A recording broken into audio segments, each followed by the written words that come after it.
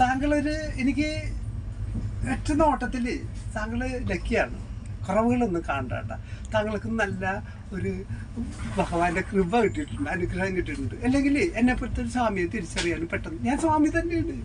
ഞാനും ക്രിസ്തീയ കുടുംബത്തിൽ ജനിച്ചു വളർന്നെങ്കിലും ആ ആഴത്തിലുള്ള അന്വേഷണത്തിലൂടെ ആത്മീയ പരിവർത്തനം വന്ന് ഒരു മഹാഭാഗ്യവാനാണ്. പരിവർത്തനം വന്ന ഒരു മഹാഭാഗ്യവാനാണ്.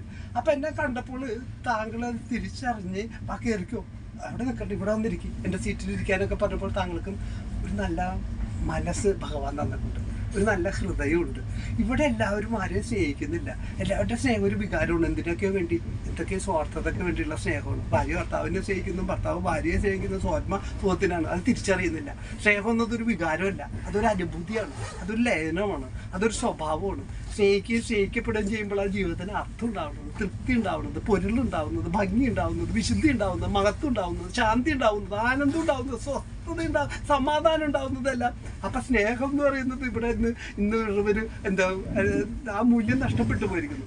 അപ്പം താങ്കൾ എന്നോട് കാണിച്ച സ്നേഹത്തിന് എനിക്ക് താങ്കളോട് അതുകൊണ്ട് എത്ര നേരം സംസാരിച്ചത്, ഇങ്ങനെയൊക്കെ പറഞ്ഞത്, എനിക്ക് താങ്കളോട് ഹൃദയപൂർവ്വം സംസാരിച്ചാൽ എനിക്ക് വളരെ ഇഷ്ടം തോന്നി. ഇപ്പം ഇരിക്കുന്നത് ഞാൻ ഈ സംഖ്യാശാസ്ത്രത്തിലൊന്നും വിശ്വസിക്കുന്നതല്ല. എങ്കിലും താങ്കൾ ഇരിക്കുന്നത് താങ്കളെ സീറ്റ് ഇതല്ലേ 36 അല്ലേ? 36. പക്ഷേ 36, 37 ഈ 37 ഒരു ഭയങ്കര പ്രാധാന്യമുണ്ട്. 7, 3, 10 ഞാൻ ജനിച്ചത്, എൻ്റെ ജോലി കിട്ടിയത്, ഞാൻ സർവീസിൽ നിന്ന് പിരിഞ്ഞത്, ഞാൻ ഹിമാലയത്തിലേക്ക് പോകുന്നതൊക്കെ ഒരു 10-ലാണ്. 10 ഒരു പല ഗുണവും. താങ്കളെ പറയുന്നത് ഞാൻ 7, 3, 10 കാണുന്നു.